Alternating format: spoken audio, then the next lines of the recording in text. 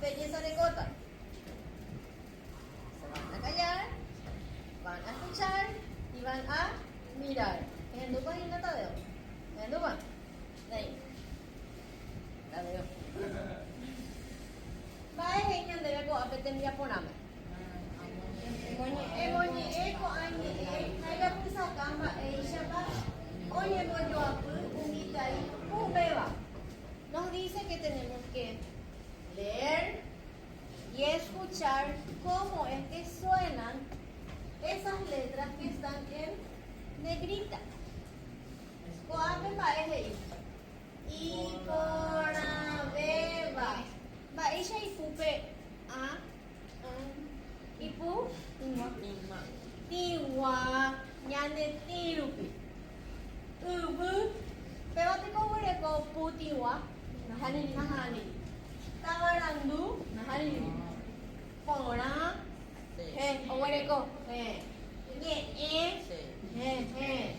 Oi rasa uva owereko abei pu aetiwa y putiwa suena por la nariz. Hemos ahora umipu aetiwa. Tenemos que encerrar en círculo las vocales nasales.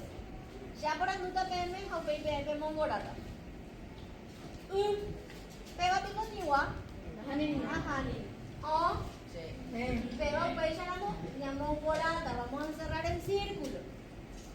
O. Ella con más y O. Pega pico tiwa. Nahani. Y. Nahani. Pega tiwa. Pekini hapendu. A. Nahani. U. E. U. I. A. Ape vale. Uperi es en debe coape. Es ahí, escribe y lee. Cuando ella te hay pama, ya escribieron todo. Cuando ella no ni esto ni pa. A. She.